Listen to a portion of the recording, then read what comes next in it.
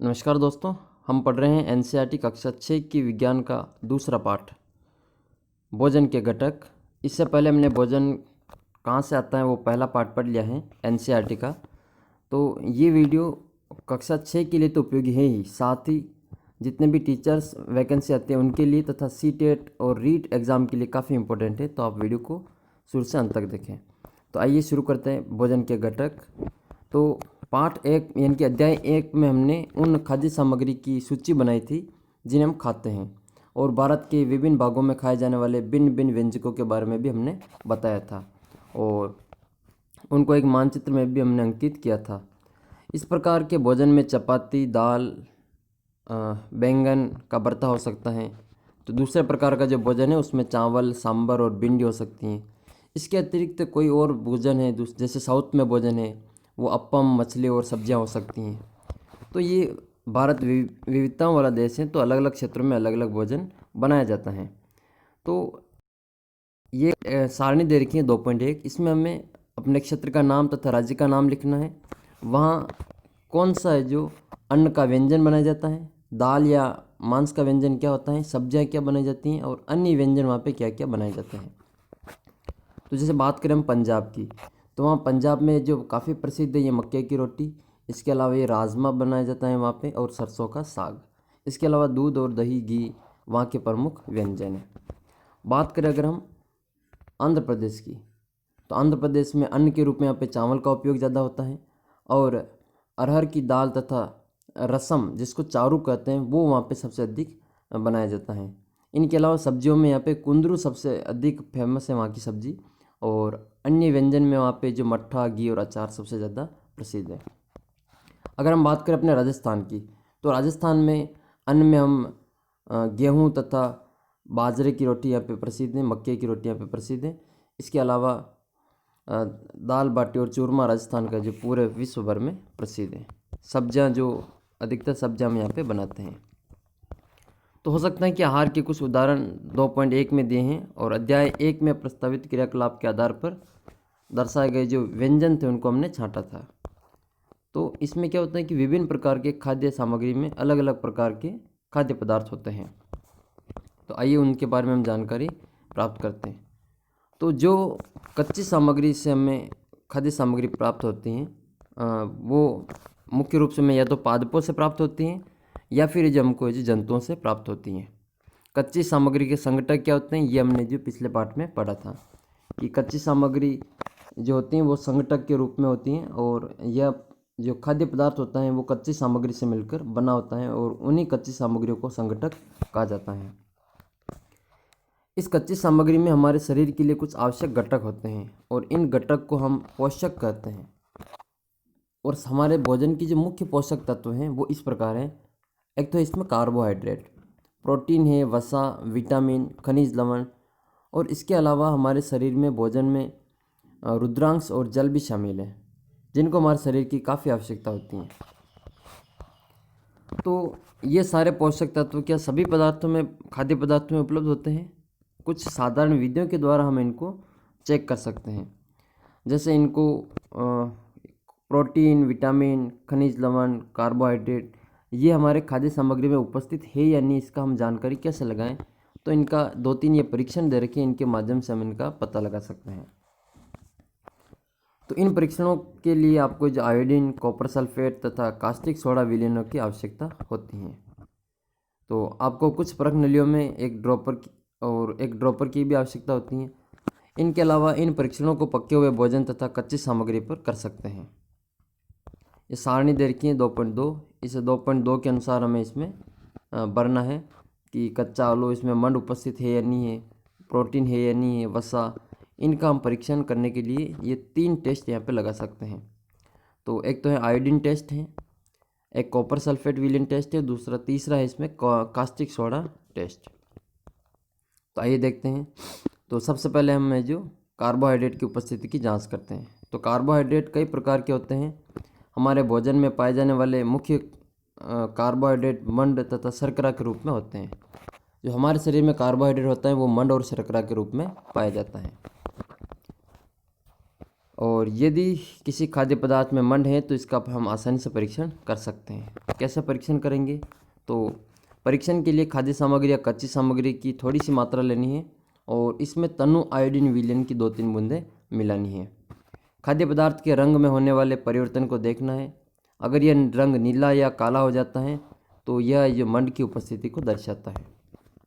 अब हम आयोडीन विलयन कैसे बनाएंगे? तो आयोडीन विलयन बनाने की विधि यहाँ पे दे रखी है कि आयोडीन का तनु विलयन बनाने के लिए जल से आधी भरी हुई परख नली में कुछ बूंदे जो टिंचर आयोडीन होता है इसकी मिला देने पर वो आयोडीन विलयन बन जाता है।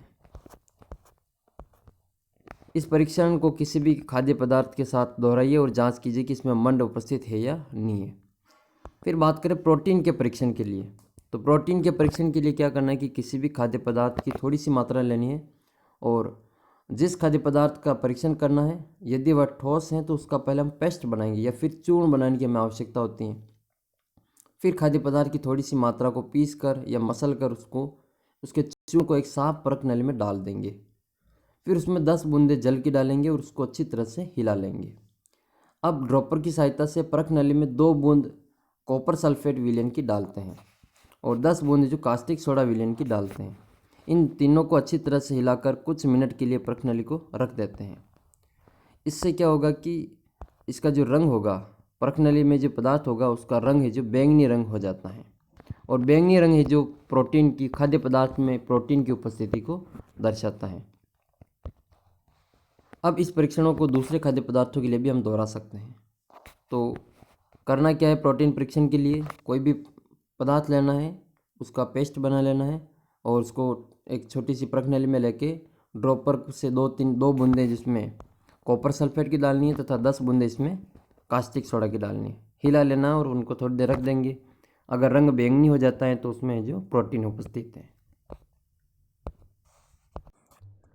फिर टेस्ट आता है वसा का परीक्षण कि हम किसी भी खाद्य पदार्थ में वसा का टेस्ट कैसे करते हैं।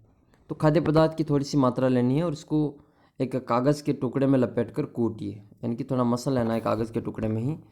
तो इसमें हम देखेंगे कि जो कागज़ होता है उस पर धब्बे हो जाते हैं, तेल के धब्बे। कागज़ को किसी प्रकाश के सामने लाएंगे तो धब्बे से होकर आने वाला जो धुंधला प्रकाश दिखाई देता है, तो कागज़ पर जो तेल का धब्बा है वो खाद्य पदार्थ में वसा की उपस्थिति को दर्शाता है। अच्छा, खाद्य पदार्थ में कभी कभी जल की भी कुछ मात्रा हो सकती है, तो इस दशा में इन पदार्थों को कागज़ पर रगड़िए और कुछ समय के लिए कागज़ को सूखा दीजिए, ताकि यदि खाद्य पदार्थ में कुछ जल आया हो तो वह सूख जाएगा और इसके बाद में कागज़ पर तेल का कोई धब्बा न रहे तो पता चल जाएगा कि खाद्य सामग्री में वसा उपस्थित नहीं थी। ये परीक्षण दर्शाते हैं कि वसा, प्रोटीन और मंड उन सभी खाद्य पदार्थों में उपस्थित है या नहीं है जिसका आपने परीक्षण किया है। तो क्या ऐसा खाद्य पदार्थ है जिसमें कोई पोषक तत्व उपस्थित न हो?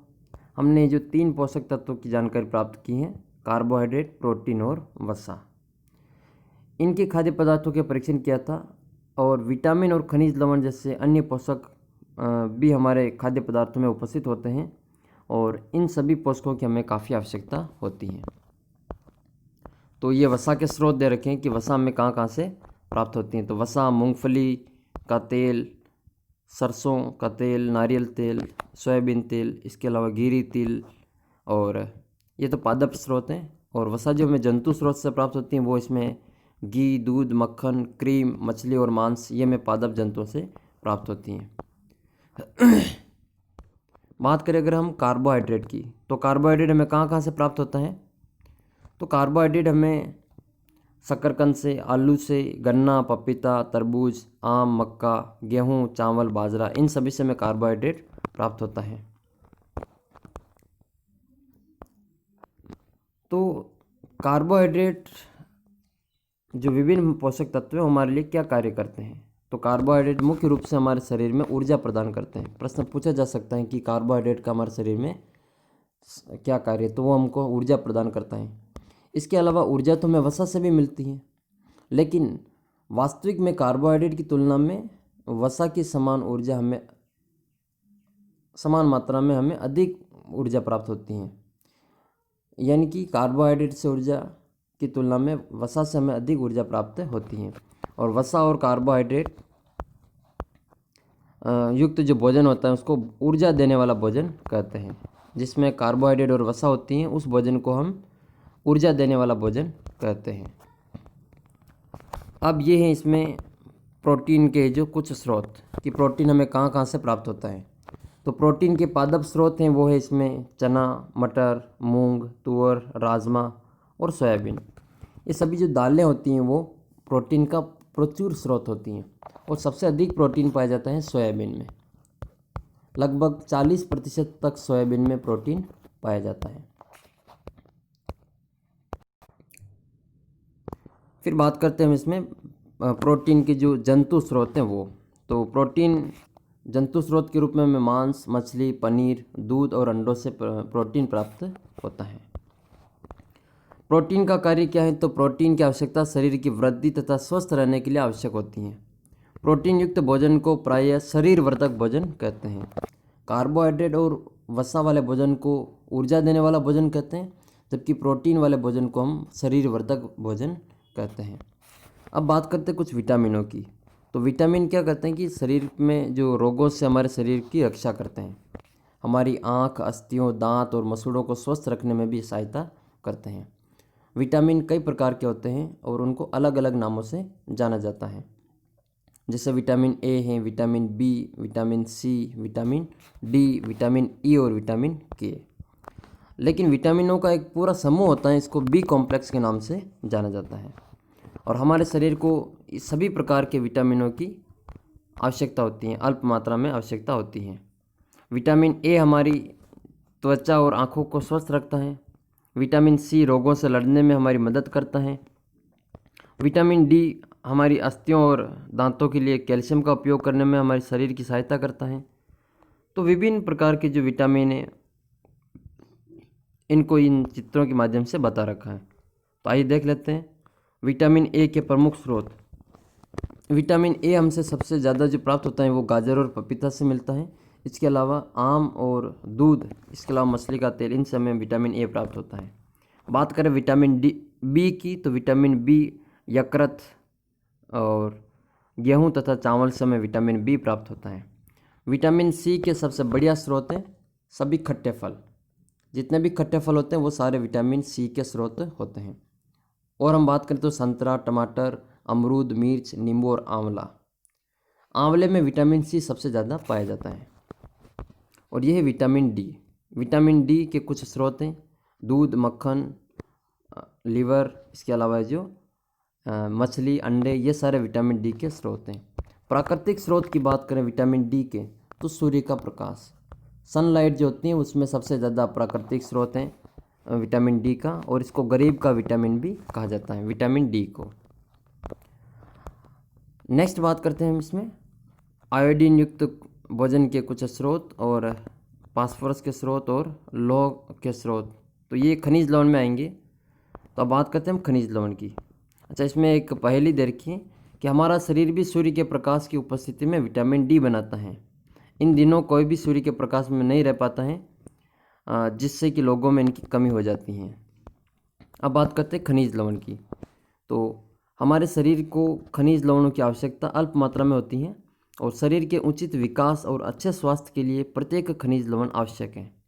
कुछ खनिज लवणों को जो स्रोत हैं वो चित्र 2.10 में दर्शा रखे हैं, तो उनकी हम जानकारी प्राप्त करेंगे अभी। अधिकांश खाद्य पदार्थों में एक से अधिक पोषक होते हैं, जो सारणी 2.2 में दे रखे हैं। फिर भी किसी कच्ची सामग्री में एक निश्चित पोषक की मात्रा दूसरे पोषकों की मात्रा से अधिक होती है। जैसे बात करें चावल में, तो चावल में कार्बोहाइड्रेट की मात्रा दूसरे पोषकों की से अधिक होती है, यानी कि चावल में सबसे अधिक कार्बोहाइड्रेट पाया जाता है। इस आधार पर हम कह सकते हैं कि चावल जो कार्बोहाइड्रेट समृद्ध भोजन है। इन पोषकों के अलावा हमारे शरीर को आहारी रेशों तथा जल की आवश्यकता भी होती है। इससे पहले हम कुछ खनिज लवण इनके बारे में देख लेते हैं। तो ये खनिज लवण है आयोडीन। आयोडीन जो हमें सबसे अधिक प्राप्त होता है वो पालक, अदरक, मछली, दूध, इनसे हमें प्राप्त होता है। फास्फोरस हमें सबसे ज़्यादा प्राप्त होता है केला, दूध, चावल, गेहूँ, इनसे हमें सबसे ज़्यादा फास्फोरस प्राप्त होता है। बात करें लौह तत्व की, तो लौह तत्व पालक, सेब, अमरूद, लीवर, ये सारे जो लौह तत्व के प्रचुर स्रोत हैं। कैल्शियम हमें सबसे ज़्यादा प्राप्त होता है दूध और अंडों से। तो ये कुछ खनिज लवणों के स्रोत हैं। अब हम बात करेंगे आहारी रेशों की तथा जल की। तो इन पोषक तत्वों के अलावा हमारे शरीर को आहारी रेशों तथा जल की भी आवश्यकता होती है। आहारी रेशों को रुक्षांश के नाम से भी जाना जाता है। हमारे खाने में रुक्षांश की पूर्ति मुख्यतः पादप उत्पादों से होती है। रुक्षांश के जो मुख्य स्रोत है वो है साबुत खाद्यान्न, दाल हैं, आलू, ताज़े फल और सब्जियाँ। रुक्षांश हमारे शरीर को कोई पोषक प्रदान नहीं करती हैं, फिर भी यह हमारे शरीर का जो भोजन है उसका आवश्यक अवयव है। इसका आयतन बढ़ा देते हैं और रुक्षांश बिना पचे हुए भोजन को बाहर निकालने में सहायता करता है। यानी कि जो हमारे शरीर का बिना पचा हुआ भोजन है उसको शरीर से बाहर निकालने का कार्य कौन करता है? वो है रुक्षांश। तो काफ़ी इम्पोर्टेंट है ये भी।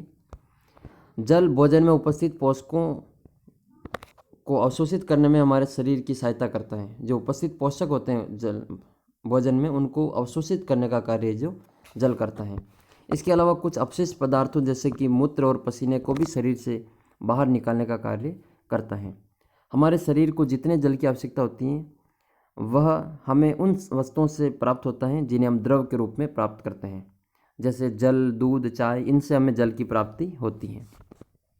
इनके अलावा जल हमें जो भोजन पकाते हैं उसमें जो हम पानी का प्रयोग करते हैं उनसे भी हमें भोजन में जल प्राप्त होता है। एक एक्टिविटी दे रखी है 3 नंबर की कि हमें जल है जो कहाँ कहाँ से प्राप्त हो सकता है। तो जैसे हम एक टमाटर या फिर एक नींबू कोई फल लेते हैं, इसको छोटे छोटे हिस्सों में काट लेते हैं। ऐसा करते समय क्या होता है कि हमारे हाथ गीले हो जाते हैं। तो जब भी आपके घर में किसी फल या सब्जी को काटा या छिला जाता है तो उसको ध्यानपूर्वक देखेंगे तो इससे पता चलेगा कि उसमें जल की मात्रा होती है और वो उससे ही हमें जल प्राप्त होता है। तो कई खाद्य पदार्थों में जल होता है। कुछ सीमा तक हमारे शरीर के लिए आवश्यक जल की पूर्ति इसी जल से हो जाती है।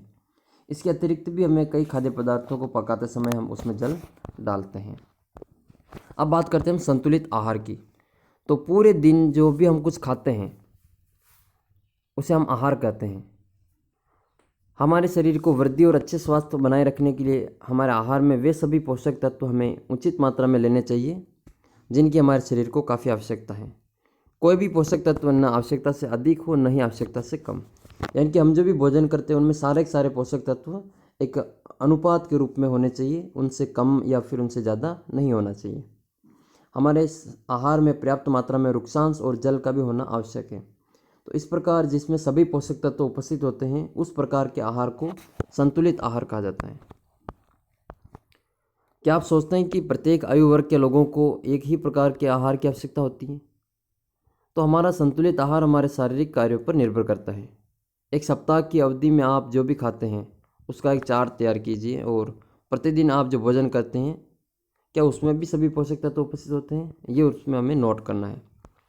बात करें अगर हम दालों की तो दाल, मूंगफली, सोयाबीन, अंकुरित बीज, किण्वित भोजन जैसे कि दक्षिण भारत का भोजन है इडली, आटे का मिश्रण, मिस्सी रोटी और थेपला, अनाज व दालों से बनता है ये थेपला, केला, पालक, सत्तू, गुड़, उपलब्ध सब्जियां, इस प्रकार की जो सभी अन्य भोजन हैं वो पोषक उपलब्ध करवाते हैं और कोई व्यक्ति अल्प व्यय में भी ये भोजन आसानी से संतुलित आहार खा सकता है। उचित प्रकार का भोजन करना ही पर्याप्त नहीं है, इसे उचित तरीके से पकाना भी चाहिए ताकि इसके जो पोषक तत्व वो नष्ट न हो। पहले ये जानने का उत्सुक है कि क्या जंतुओं के भोजन में भी ये सभी पोषक तत्व अभी उपस्थित होते हैं? क्या इन्हें भी संतुलित भोजन की आवश्यकता होती है? तो हाँ, इनको भी जो पोषक तत्वों की आवश्यकता होती है। छिलका उतार कर यदि सब्जियों और फलों को धोया जाए तो संभवतः उसमें से कुछ विटामिन नष्ट हो जाते हैं और कुछ सब्जियों और फलों की त्वचा में कई महत्वपूर्ण विटामिन तथा खनिज लवण होते हैं। चावल तथा दालों को बार बार धोने से उसमें विटामिन तथा कुछ खनिज लवण उससे अलग हो जाते हैं। हम जानते हैं कि भोजन को से पकाने का स्वाद बढ़ता है, इससे पचाने में आसानी होती है। इसके साथ साथ पकाने से भोजन के जो कुछ आवश्यक पोषक तत्व हैं उनको भी हानि हो सकती है। यदि पकाने में अत्यधिक जल का उपयोग किया जाता है तो बाद में उसे फेंक दिया जाता है, तो इसमें कई हम लाभदायक जो प्रोटीन और खनिज लवण होते हैं उनको हम फेंक देते हैं। अच्छा, पकाने से जो विटामिन सी होता है वो आसानी से गर्मी से नष्ट हो जाता है। तो इसलिए जो आहार में फल और कच्ची सब्जियां हैं उनको सम्मिलित करना चाहिए। बुजुर्गों ने सोचा कि हर समय वसायुक्त खाना ही सर्वोत्तम भोजन है, यानी कि जो वसायुक्त भोजन है, घी तेल यह सारे वो करना उसके लिए अच्छा है। तो उसने क्या किया कि 1 कटोरी कार्बोहाइड्रेट युक्त भोजन की अपेक्षा 1 कटोरी वसायुक्त भोजन अधिक ऊर्जा देगा। उसने ऐसा सोच के जो भोजन करना शुरू कर दिया। क्या ऐसा नहीं होता है? अतः उसने क्या किया कि तली हुई चीज़ें, समोसा, पूरी, मलाई, रबड़ी, पेड़ा आदि प्रचुर वसायुक्त जो भोजन है उसको खाया, और इसके अलावा कुछ उसने खाया ही नहीं। तो क्या आप सोचते हैं कि वह ठीक था? नहीं, तो उसने ऐसा ठीक नहीं किया, क्योंकि अधिक वसायुक्त भोजन खाने के से हमारे शरीर में नुकसान होता है, यह हानिकारक होता है। और अधिक वसायुक्त भोजन करने से हमारा शरीर अत्यधिक मोटापे के रूप में हो जाता है। अब बात करते हैं हम अभावजन्य रोगों की। तो अभावजन्य रोग क्या है? तो एक व्यक्ति खाने के लिए पर्याप्त भोजन पा रहा है, लेकिन कभी कभी उसे भोजन में किसी विशेष पोषक तत्व की कमी हो जाती है। जैसे उसने कार्बोहाइड्रेट नहीं लिया लंबे समय तक, प्रोटीन नहीं लिया, तो उससे संबंधित उसके जो कार्य होंगे वो प्रभावित हो जाते हैं। तो यह कमी लंबी अवधि तक रहती है, तो व्यक्ति उसके अभाव से ग्रसित हो सकता है। और एक या एक से अधिक पोषक तत्वों का अभाव हमारे शरीर में रोग या विकृतियों का उत्पन्न कर सकता है। तो वे रोग जो लंबी अवधि तक पोषकों के अभाव के कारण होते हैं उनको अभावजन्य रोग कहते हैं। यदि कोई व्यक्ति अपने भोजन में पर्याप्त प्रोटीन नहीं ले रहा है तो उसके कुछ रोग हो सकते हैं, जैसे वृद्धि का अवरुद्ध होना, चेहरे पर सूजन आना, बालों के रंग का उड़ना, त्वचा की बीमारियां और पेचिश जैसे रोग हो सकते हैं। अगर कोई कार्बोहाइड्रेट और प्रोटीन दोनों की कमी है लंबे समय, तो उसकी वृद्धि पूरी तरह से अवरुद्ध हो जाएगी। ऐसा व्यक्ति दुबला पतला हो जाता है, वह इतना दुर्बल हो जाता है कि वह चलने में भी असमर्थ हो जाता है। कुछ विटामिन तथा खनिज लवणों के अभाव से जो रोग होते हैं उनका जो नाम सारणी 2.3 में है वो हम देखेंगे। तो अभावजन्य रोगों की रोकथाम के लिए संतुलित भोजन लेना आवश्यक है। तो इस अध्याय में हमने स्वयं से यह जानने की कोशिश की कि विभिन्न क्षेत्र के भोजन में इतनी विविधता होते हुए भी आहार में पोषक तत्वों का वितरण सामान्य रूप से होता है। यह वितरण हमारे भोजन में आवश्यक पोषक तत्वों की उपस्थिति सुनिश्चित करता है। अब हम कुछ विटामिन तथा खनिज लवण की कमी से होने वाले रोगों के लक्षण देख लेते हैं। बात करते हैं विटामिन ए की। तो विटामिन ए की कमी से जो रोग होता है वो है क्षीणता, दृष्टिहीनता। उसको रतौंधी रोग भी कहा जाता है, रतौंधी रोग। इसका लक्षण क्या है? तो व्यक्ति को कमज़ोर दृष्टि हो जाती है, अंधेरे में उसको दिखाई नहीं देता है या कम दिखाई देता है, कभी कभी तो उसको दिखाई देना पूरी तरीके से बंद हो जाता है। बात करें विटामिन B1 की, तो इसकी कमी से जो रोग होता है उसका नाम है बेरी। दुर्बल मांसपेशियां और काम करने में जो ऊर्जा होती है उसकी कमी हो जाती है। विटामिन सी, इसकी कमी से जो रोग होता है उसका नाम है स्कर्वी रोग, और मसूड़ों से खून निकलना तथा घाव भरने में अधिक समय लगता है। फिर बात करते हैं विटामिन डी की। तो विटामिन डी से जो रोग होता है वो है रिकेट्स रोग, अस्थियों का मुलायम होकर मुड़ जाना, और कभी कभी घुटने से टकराना शुरू हो जाता है। बात करें कैल्शियम की कमी से, तो कैल्शियम की कमी से अस्थि क्षय और दंत क्षय हो जाता है, हड्डियाँ और दांत कमज़ोर हो जाते हैं। विटामिन आयोडीन की कमी से, तो आयोडीन की कमी से गेंगा या फिर गोइटर रोग होता है, जिसको गलगंड रोग के नाम से भी जाना जाता है। गर्दन की ग्रंथि फूल जाती हैं और बच्चों में मानसिक विकलांगता आ जाती हैं।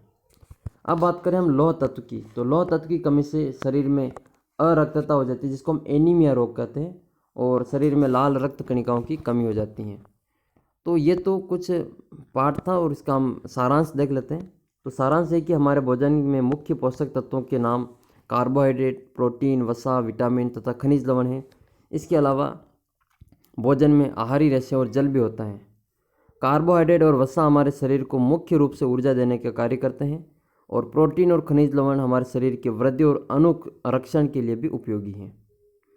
विटामिन हमारे शरीर में रोगों से लड़ने की सहायता करते हैं, रक्षा करने में सहायता करते हैं, और संतुलित भोजन में शरीर के लिए सभी आवश्यक पोषक तत्व जैसे तथा रुक्षांश और जल उचित मात्रा में उपस्थित रहते हैं। अगर हमारा शरीर आहार में लंबी अवधि तक एक या एक से अधिक पोषक तत्वों की कमी हो जाती है तो एक कोई विशिष्ट रोग या विकार उत्पन्न हो जाता है। अब देखेंगे हम इस पाठ के महत्वपूर्ण प्रश्न। तो इस पाठ के महत्वपूर्ण प्रश्न देखते हैं। तो पहला प्रश्न है, दूसरे पाठ का पहला प्रश्न, हमारे भोजन के मुख्य पोषक तत्वों के नाम लिखिए। तो मुख्य पोषक तत्व कौन कौन से होते हैं? कार्बोहाइड्रेट है, वसा है, प्रोटीन है, विटामिन है, खनिज लवण है, इसके अलावा रुक्षांश और जल भी है जो पोषक तत्व में शामिल होते हैं। अगला प्रश्न है दूसरा, निम्नलिखित प्रश्नों के उत्तर लिखिए। पहला प्रश्न इसमें, पोषक जो हमारे मुख्य रूप से शरीर को ऊर्जा देता है क्या कहलाता है? वो कार्बोहाइड्रेट और वसा होता है। पोषक जो हमारे शरीर की वृद्धि और अनुरक्षण के लिए आवश्यक होता है उसको क्या कहते हैं? उसको प्रोटीन कहते हैं। वह विटामिन जो हमारी अच्छी दृष्टि के लिए आवश्यक हैं, आंखों के लिए कौन सा विटामिन सबसे अधिक उपयोगी है? तो विटामिन ए। वह खनिज जो अपनी अस्थियों के लिए, हड्डियों के लिए आवश्यक है तो वो है कैल्शियम और फास्फोरस। प्रश्न नंबर 3, 2 ऐसे खाद्य पदार्थों के नाम लिखिए जिनमें ये पोषक प्रचुर मात्रा में उपलब्ध होते हैं। बात करें वसा की तो वसा जो सबसे अधिक पाया जाता है वो घी और दूध में पाया जाता है। मंड सबसे अधिक पाया जाता है चावल और आलू में। आहारी रेशे सब्जी और फल में पाए जाते हैं। प्रोटीन पनीर और राजमा में। इसके अलावा दालों में सबसे अधिक प्रोटीन पाया जाता है। तो आपको कमेंट करना है कि सबसे अधिक प्रोटीन कौन सी दाल में पाया जाता है या फिर किस में पाया जाता है।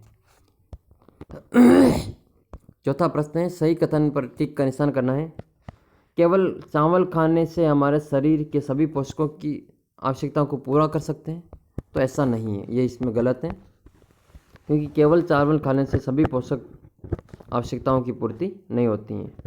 संतुलित आहार खाकर अभावजन्य रोगों की रोकथाम कर सकते हैं? तो हाँ, ये बिल्कुल करेक्ट है। संतुलित आहार खाकर हम अभावजन्य रोगों की रोकथाम कर सकते हैं। ग है इसमें, शरीर के लिए संतुलित आहार में नाना प्रकार के खाद्य पदार्थ होने चाहिए। तो हाँ, संतुलित आहार के लिए अलग अलग प्रकार के उसमें पोषक तत्व उपस्थित होने चाहिए। चौथा है इसमें, शरीर को सभी पोषक तत्व उपलब्ध कराने के लिए केवल मांस पर्याप्त है? तो ये इसमें गलत है। केवल मांस से हमें संतुलित भोजन प्रोटीन प्राप्त नहीं होगा। फिर पांचवा इसमें, रिक्त स्थानों की पूर्ति करनी है। रिक्त स्थान विटामिन डी के अभाव से होता है। तो विटामिन डी के कारण कौन सा रोग होता है? वो रोग होता है रिकेट्स रोग होता है। रिक्त स्थान की कमी से बेरी रोग होता है। तो विटामिन बी की कमी से जो बेरी रोग होता है। विटामिन सी की कमी से कौन सा रोग होता है? तो विटामिन सी की कमी से स्कर्वी रोग होता है। हमारे भोजन में के अभाव से रतौंधी रोग होता है। तो रतौंधी रोग किसके कारण होता है? विटामिन ए की कमी से। विटामिन ए की कमी से रतौंधी रोग होता है। फिर महत्वपूर्ण प्रश्न है जो हम देख लेते हैं, पोषक क्या है? तो पोषक तत्व वे होते हैं जो हमें वृद्धि और कार्य करने के लिए ऊर्जा देते हैं। पोषक तत्व किसे कहते हैं? तो प्रोटीन, कार्बोहाइड्रेट, वसा, विटामिन, खनिज लवण, इनको पोषक तत्व कहा जाता है।